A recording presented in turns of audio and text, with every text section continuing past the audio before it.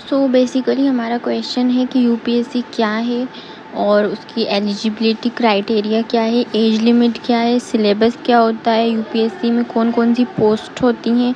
तो इन सब के रिगार्डिंग हम आज की जो हमारी वीडियो है वो होने वाली है।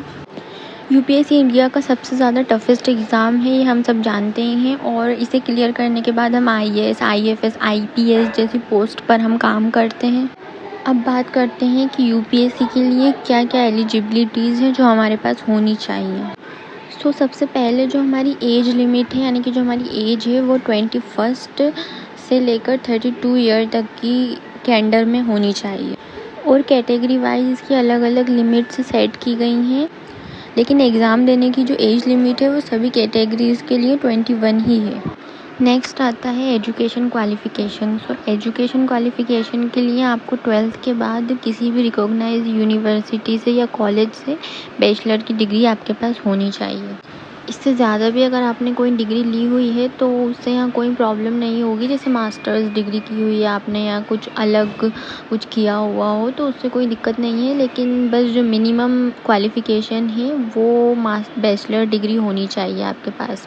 नेक्स्ट आता है आपकी नेशनैलिटी इंडियन होनी चाहिए, यानी कि आप इंडियन सिटीज़न होने चाहिए।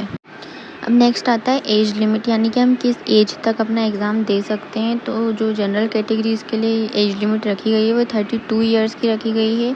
ओबीसी वालों के लिए 35 ईयर्स की एज लिमिट रखी गई है। एससी एसटी वालों के लिए 37 ईयर्स और फिज़िकली हैंडीकेप्ड यानी विकलांग लोगों के लिए 42 ईयर्स रखी गई है। और जो पीएच ओबीसी में आते हैं उनके लिए 45 ईयर्स रखी गई है। पीएच एससी एसटी में आते हैं उनके लिए 47 ईयर्स रखी गई है।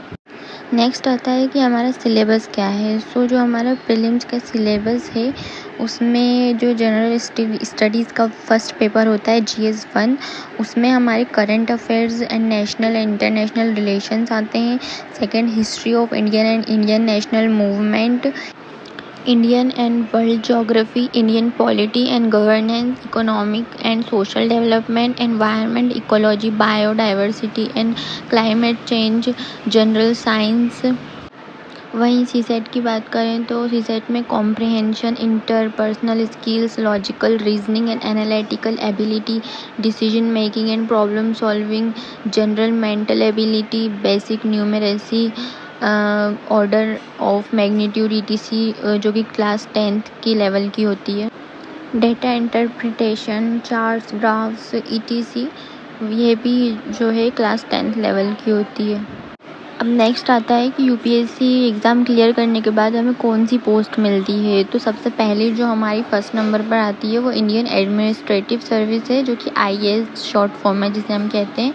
Second Indian police service IPS, Indian forest service IFOS, Indian foreign service IFS, Indian audit and account service IAAS, Indian communication finance services ICFS, Indian postal service IPOS, Indian railway traffic service IRTS, Indian revenue service IRS, railway protection force RPF, Indian civil account service ICS, Indian railway account service IRAS, Indian railway personnel service IRPS, Indian trade service ITS, Indian corporate law service ICLS, Indian defence account service IDAS, Indian defence estate service IDES, Indian information service IIS, Indian ordnance factory service IOFS, armed forces headquarter civil service डेनिक्स,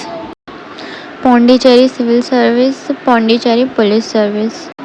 ये थी UPSC के regarding कुछ basic जानकारी जो कि मैंने आपको दी। अगर आपको इसमें कुछ भी डाउट है या कोई क्वेश्चन है तो आप प्लीज़ कमेंट सेक्शन में कमेंट कीजिए, मैं उनका ज़रूरी से जवाब देने की कोशिश करूँगी। इसी तरीके की यूपीएससी से रिलेटेड अगर आपको कोई भी इन्फॉर्मेशन चाहिए तो आप प्लीज़ चैनल को सब्सक्राइब कीजिए, क्योंकि मैं इसी तरीके की वीडियोस यूपीएससी से रिलेटेड या स्टडी से रिलेटेड लाती रहती हूँ। और आप जैसा जैसा कहेंगे मैं वैसे ऐसी वीडियोस लाती रहूँगी। प्लीज़ चैनल को सब्सक्राइब कीजिए। Thank you.